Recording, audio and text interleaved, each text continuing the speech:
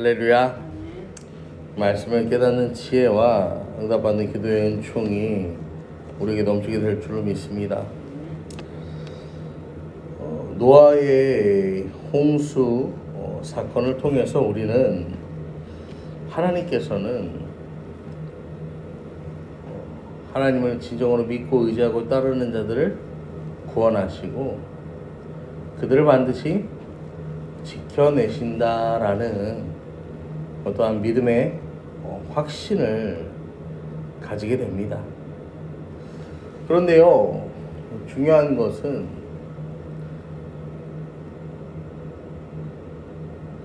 이 심판 이전과 심판 이후에 사람의 상태는 크게 다르지 않다라는 것입니다.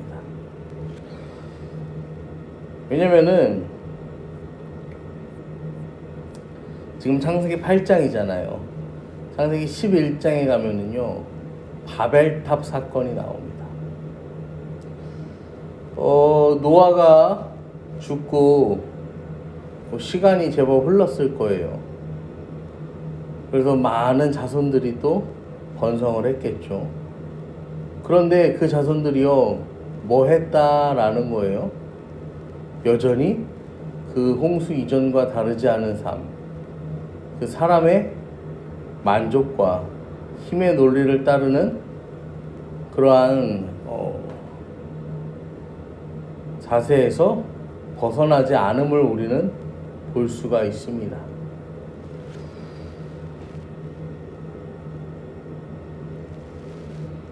참으로 안타까운 일이죠.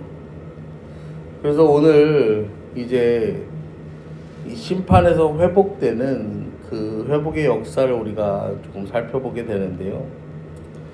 1절을 보시면 하나님이 노아와 그와 함께 방주에 있는 모든 들짐승과 가축을 기억하사 하나님이 바람을 땅 위에 불게 하시며 물이 줄어들었다라고 합니다. 하나님께서 기억하사 머리에 그냥 떠올린다 이게 아니라요, 마음에 뚜렷이 새겨서 마음에 간직한다라는 의미예요. 그러니까 하나님께서는요, 홍수가 계속되는 동안에도요, 마음 한편에요, 이거를요 간직하고 뭐 하는 거예요? 그 노아의 가족을 계속해서 돌보셨다라는 거예요.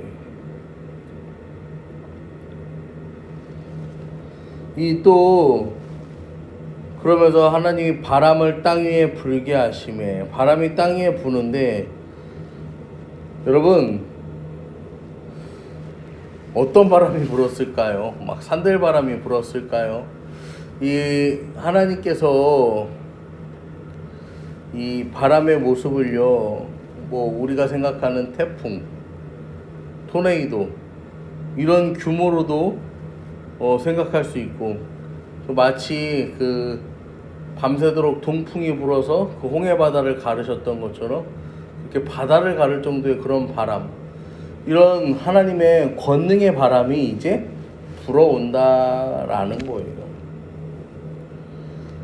그 바람이 불기 시작할 때 2절부터 보시면 기쁨의 샘과 하늘의 창문이 닫혀요. 이제 더 이상 비가 내리지 않는 거예요. 그리고 물이 땅에서 점점 물러가서 150일 후에는 줄어들게 됩니다. 그리고 방주가 아라랏산에 머무르게 되었다라고 성경은 이야기를 해요. 그러니까 방주가 땅에 잠시 머무를 때까지 처음 비가 내릴 때로부터 5개월이라는 시간이 걸린 거예요.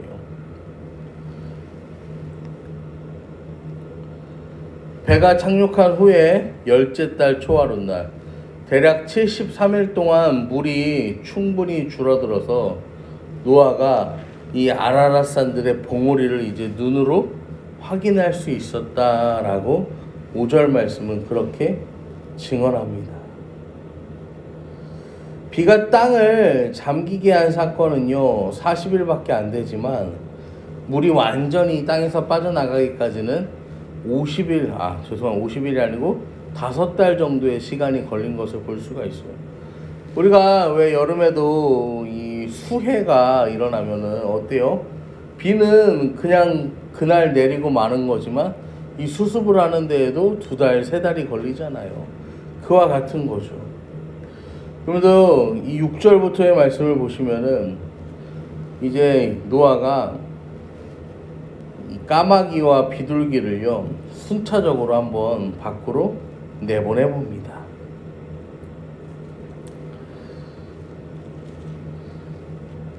이 까마귀는요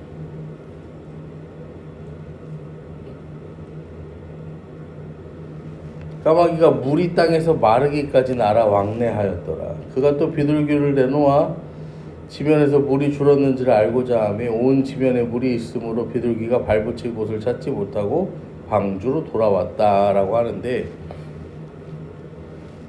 이 새의 습성을 보면은요 이 까마귀는요 그냥 이 부유물이 있으면은 그냥 그런 데에도 이렇게 잠시 내려앉고 이 썩은 고기도 먹고 그런데요. 근데 비둘기는 그렇지 않다라는 거예요. 비둘기는 이 자기의 그 육안으로 육지, 그러니까 이 드러난 땅이요 뭐 이렇게 마른 땅이 확인되지 않으면은 정착하지 않는다라고 합니다. 그러니까 까마귀는 내보냈지만 얘가 돌아오지 않고 왔다 갔다 하고 하는 거예요. 그런데 얘는 그냥 알아서 그냥 지내는 거야. 하지만 비둘기는 다른 거죠. 그러면서 이 10절부터 이후의 말씀 보시면 비둘기가 다시 한번 나가는데 감람나무의 새 잎사귀를 가지고 이제 돌아오게 되는 거예요. 이를 통해서 노아는 물이 점점 줄어들고 있구나라는 사실을 알 수가 있어요. 또 한 번의 7일이 있고 나서 비둘기를 내보냅니다. 그리고 그 비둘기는 돌아오지 않아요.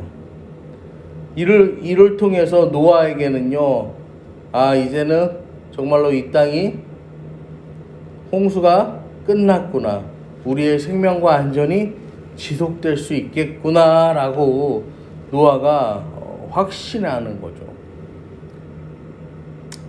그래서 10절에 보시면요, 그 비둘기를 내놓은 다음에 그 노아가 땅에 물이 줄어든 줄 알고 비둘기를 또 내놓고 비둘기가 돌아오지 않고 이 노아가 방주의 뚜껑을 이제 열게 되는 거예요.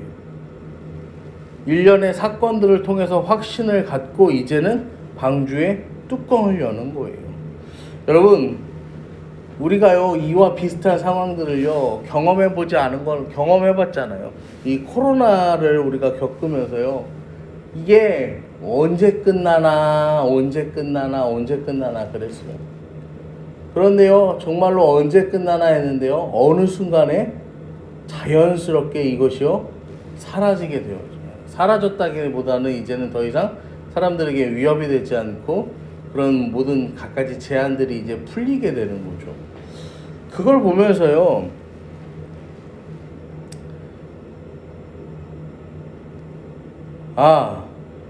이 기다림이요 고통과 절망을 넘어서 소망과 기쁨의 그 기다림으로 바뀌는 모습들을 보면서요, 우리의 삶 가운데도요 언제 끝날지 모르는 고통과 어려움이 있는데 이게요 얼마나 자연스럽게 회복이 되는지, 얼마나 우리가 생각했던 것과는 전혀 다른 모습으로 또 이것들이 온전케 되는지를 우리는 경험했잖아요. 아마 노아는 우리보다 더한 기쁨과 더한 감격에서 이 상황을 경험했을 거예요. 그래서 13절, 14절에 보면은 이제 땅 위에서 물이 걷히고 지면에서 물이 걷히고 땅이 말랐다라고 이야기를 해요. 여러분, 그런데요 그냥 땅이 말랐으면 막 여기 막 잔디가 푸릇푸릇 돋아나고 막 꽃이 피고 그랬을까요? 온 홍수가 한번 다 쓸고 갔잖아요.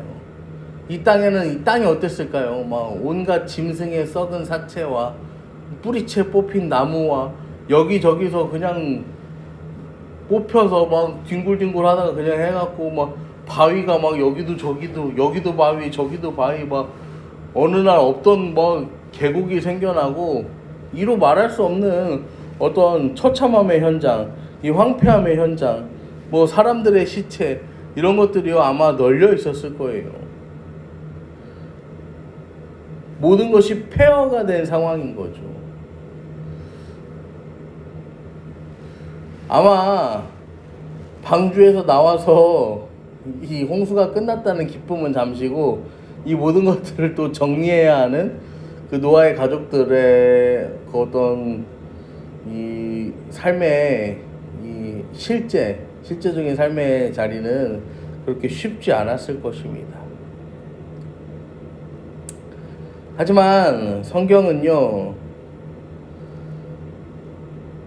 우리에게 분명히 이야기하는데요, 그 힘들고 어려운 상황 가운데에서요 하나님은요 노아에게요 여전히 말씀하세요. 그리고 이 노아가 그 가족들과 함께 다시 일어나고 살아갈 수 있도록 하나님은 계속해서 노아를 말씀으로 인도해 나가심을 볼 수가 있습니다. 사랑하는 성도 여러분, 이 시간 우리가 함께 기도하며 나아가실 때에요 여러분, 하나님께서는요 항상 우리를요 어떻게 해요? 말씀으로 인도하고 계세요. 그러면 우리는 그 하나님의 인도하심 가운데에서 그 비둘기가 물고 왔던 감람나무의 잎사귀처럼 그 회복의 증거, 새로운 것에 대해, 새로운 삶에 대해 하나님이 온전케 하실 것에 대한 기대와 소망을요 우리는 찾아야 하는 것이죠. 그것을 찾고 여러분 그것을 붙잡고 여전히 우리와 함께 하시며 우리를 말씀 위에 굳게 세우실 그 주님의 은혜 안에 거하는 저와 여러분 되기를 간절히 축원합니다.